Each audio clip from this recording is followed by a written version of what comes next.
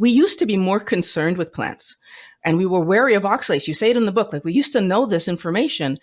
And now today we do things like start our kids off on high oxalate baby foods like sweet potatoes and pureed sweet potatoes on top of it, right? We don't understand that eating vegetation is hurting our health. And I want you to help people understand, first of all, what are oxalates? But second of all, like, why do they have such a negative impact on us? It's surprising that something with so much impact on our health is so unfamiliar. Most people have never heard the word oxalate. And if they have, it's because they know that it's the principal ingredient in a kidney stone. And they don't even realize, even the doctors sometimes forget that the majority of that ingredient in a kidney stone comes straight from your diet. And it comes from plants we trust, plants we promote, plants that are now have this halo on them. And so we're willy-nilly, completely unaware of oxalate. It's so interesting that we're ignoring the science that has existed for over 200 years.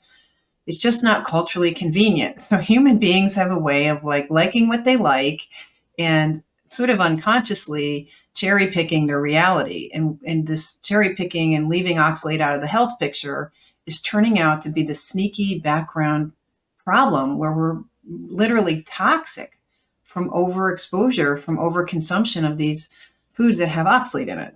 So yeah, you asked, what is oxalate? It's a natural chemical that's easily formed in nature. It's an end product of oxidation.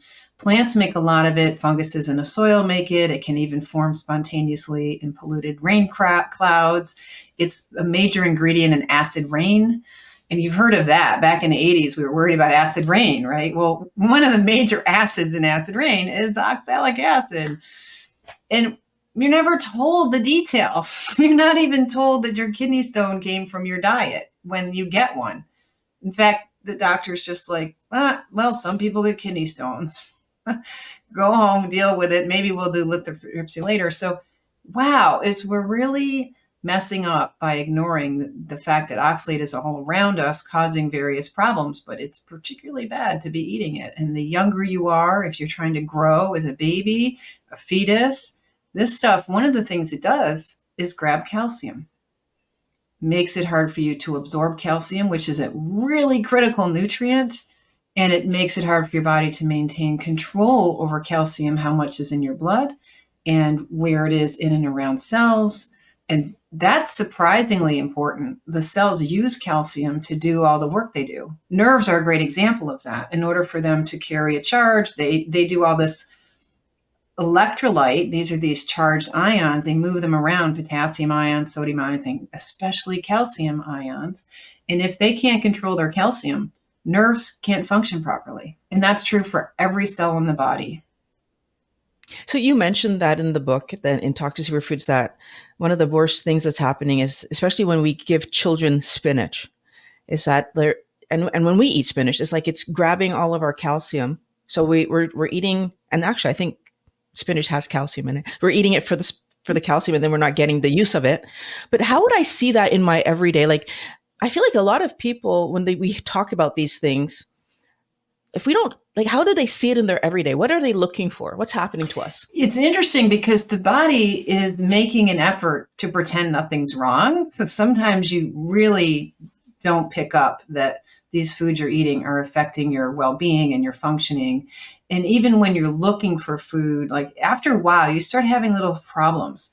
You start having energy issues. You start having digestive issues, neurological issues, things you don't even realize are your nerves. This little trouble with staying asleep or getting to sleep, waking up at night to pee, urgent urination, itching in random places, repeated infections like sinus infections or yeast infections, all these things. All this kind of stuff can start going wrong. And you'd never connect it to foods that are high in oxalate because the foods we're eating that are high in oxalate are things like Swiss chard, beet greens, spinach, sweet potatoes, as you said, the almonds, cashews, the peanuts. These are all foods that are like, hey, they're like whole foods. They're from the garden. They're organic. They're dark. They're leafy. They're great. So you just don't think, oh, yeah, my sweet potato and Swiss chard habit is doing me. And, you could just be completely in a fog that little things. Now you're starting to get aches and pains, a little bit of arthritis, a little bit of complaining back, a little bit of TMJ, a little tooth sensitivity. eye issues, eye grit, mood changes, loss of your motivation, a little bit of apathy, a little bit of irritation and anger. There's all kinds of things that can show up in your life. The spinach smoothie never gets blamed. But there's a group of scientists down in Birmingham, Alabama, who gave a spinach smoothie to 40 volunteers. It had some fruit in it and some spinach. It had about 720 milligrams of oxalate in it. And what they found is the urine filled up with all these nanocrystals. See, when oxalic acid, the ion, gets from your food, from your smoothie, into your bloodstream, somewhere along the way, it starts picking up calcium, some from your blood, some from your cells, some later on, maybe in your kidneys as the body's cleaning out the blood. This is a major exit route for oxalate. The body tries to pee it out as best it can. And after spinach smoothie, you're spitting out nanocrystals, which are the most toxic form of oxalate. These are calcium oxalate crystals that are smaller than fat molecules. They're very little. They have charges. They can get in and into the cell suborganelles. So all the little bits and pieces that run the cell, which are your membranes of all things, the cell membrane and the membranes of the mitochondria and so on, they're all being damaged and affected. You get oxidative stress in those cells. But these nanocrystals cause enough stress in the kidneys and the various other urinary tissues start shedding cells and all of this from one spinach smoothie. And even more scary is that the immune cells in the bloodstream, 40 minutes after spinach smoothie. Now, you recognize when you eat a food, it doesn't instantly get into your blood. The stomach is processing it, and it's passing through the stomach to the intestines, and it takes a 24-hour ride to get all the way out of the system, right? So it's pretty remarkable that only 40 minutes after you eat the smoothie, that the circulating white blood cells, which are the cells that are attempting to protect us from infections and other problems, no longer are happy. They're now inflamed and they're putting out pro-inflammatory chemicals, and they're ill-equipped to handle infection. So already 40 minutes after smoothie, you've limited your ability to prevent sinus infections, yeast infections, you name it. We ate that spinach smoothie to get healthy. What's kind of scary now, I'm confused a little bit because when I first read about what was wrong with me, I had a hip inflammation issue, what I figured out. And the prevailing talk on the internet or that I found was that, oh, you have sugar is causing inflammation. Mm-hmm.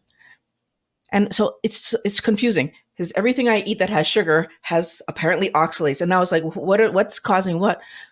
But I'm starting to understand from what you're saying, that immediate 40-minute reaction, like, is sugar able to cause that as quickly? Like, is it both? I'm confused a little bit. Like,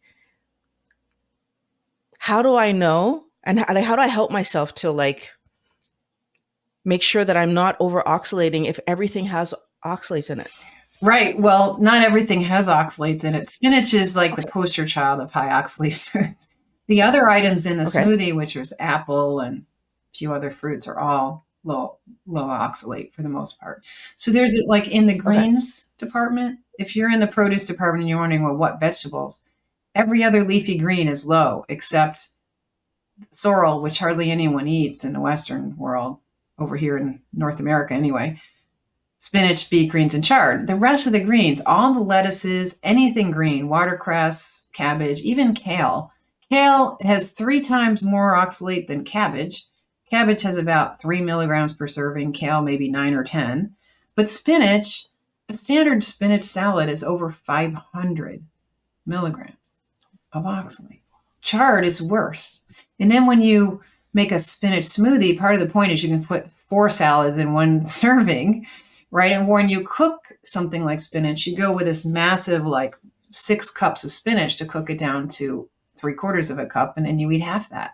So you're eating, 3 or 4. So even though you're cooking it, even if you're boiling it, you can leach out a little. And if you throw out the water, you can leach out a little bit of the oxalate.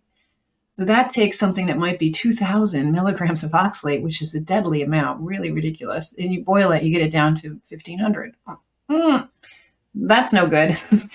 So even though you can leach a little bit out of high oxalate foods when you boil them, it started so high, taking off 30% off the top isn't enough to do you a favor, because you only need to eat more than, say, 200 milligrams a day to start getting really toxic with oxalate. A high oxalate diet is defined as 250 milligrams of oxalate a day, which is easy to do if you use chard, spinach, and beet greens. And it's easy to do when we do grains as The well, right? bran is the worst part of the Bran. grains. So if you're doing the whole grains, whether they're sprouted, soaked, or whatever, you still get quite a bit of oxalate. And even the refined grains, if you're eating a lot of them, they add up as well.